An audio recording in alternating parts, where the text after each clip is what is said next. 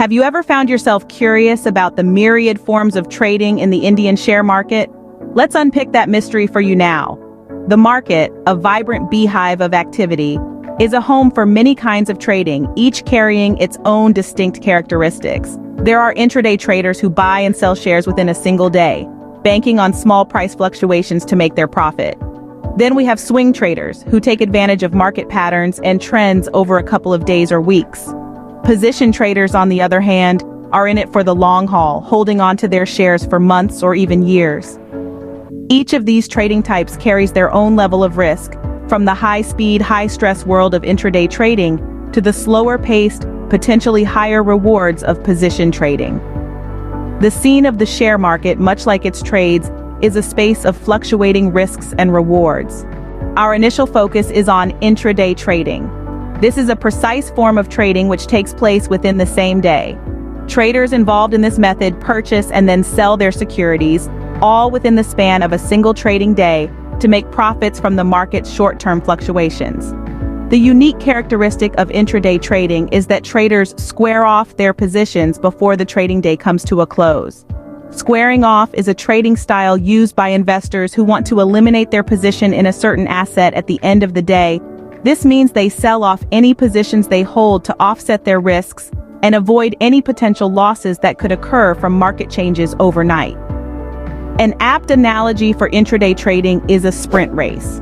Just like in a sprint where every second matters, in intraday trading too, speed and timing are crucial. Traders need to act swiftly, making buying and selling decisions based on fast-changing market conditions. Timing is of the essence, as even a small delay can lead to a missed opportunity or a potential loss. Moving on, we now explore the concept of delivery trading. It's a methodical and unhurried. What happens here is that investors purchase securities and retain them for a longer time frame. They don't immediately sell them off. Instead, they hold on to them, usually due to the expectation of potential growth. The process also involves the physical delivery of shares, meaning the shares are transferred to the investor's demat accounts. This is similar to receiving a physical product you've ordered online. Only in this case, it's a digital transfer of ownership of the shares. The perfect metaphor for delivery trading would be a marathon. Just as a marathon requires stamina and strategic planning for the long run, delivery trading also requires patience and thoughtful planning. The goal isn't to rush towards the finish line, but to maintain a steady pace for sustained growth over time. Let's delve into swing trading. This trading strategy involves traders capitalizing on price movements that occur over a short to medium-term period. They meticulously observe the market trends, studying the patterns and fluctuations. Their primary objective is to capture the so-called swings or cycles in market. This involves holding on to their positions for a duration that can span from a few days to even weeks. If we were to liken it to a real-world activity, it would be akin to surfing. Just as a surfer rides a wave, leveraging its energy and momentum for as long as it lasts, a swing trader the wave of the market. They seize the opportunity provided by the price swings, staying aboard until the momentum subsides, and then preparing for the next wave. This continuous cycle of observing, entering, and exiting positions forms the core of swing trading. Futures and options trading, to elaborate, is a form of strategic investment that involves agreements to either purchase or offload assets at a predetermined point in time, or the choice to execute such a transaction. Its application can be as diverse as the investors who utilize it. For instance, speculation is a common use of futures and options trading. This is where investors attempt to predict and profit from future market movements.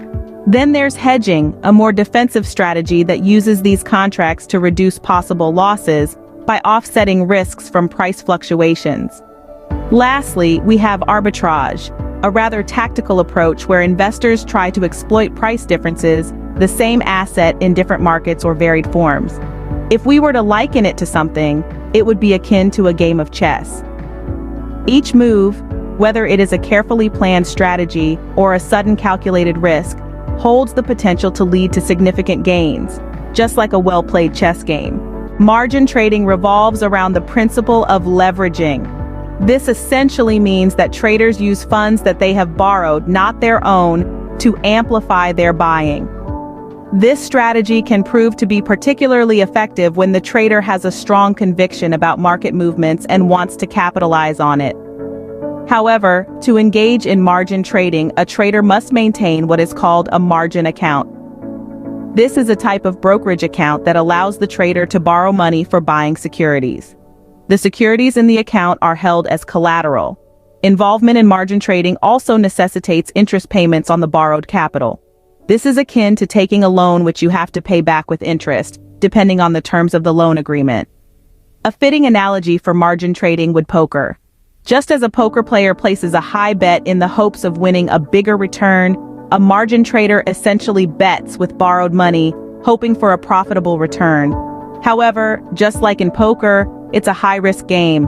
If the bet doesn't play out as hoped, the trader might end up with a significant loss. Commodity trading is an interesting process that involves the exchange of various valuable items such as gold and silver, as well as agricultural products. Think of gold as a precious metal that has held its value throughout history. Silver, on the other hand, is not just a valuable metal in jewelry but also holds significant industrial value. Agricultural products, too, hold a special place given their essential role in our daily lives.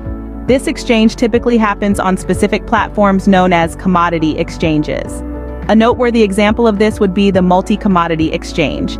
This exchange is a platform where various commodities are traded, similar to how stocks are traded on a stock exchange. Now picture this entire process as if you are trading in tangible goods in a vibrant, bustling marketplace. The atmosphere is lively, filled with the hum of negotiations and transactions. You can almost feel the weight of the commodities you're dealing with, the smell of the crops, the gleam of the precious metals.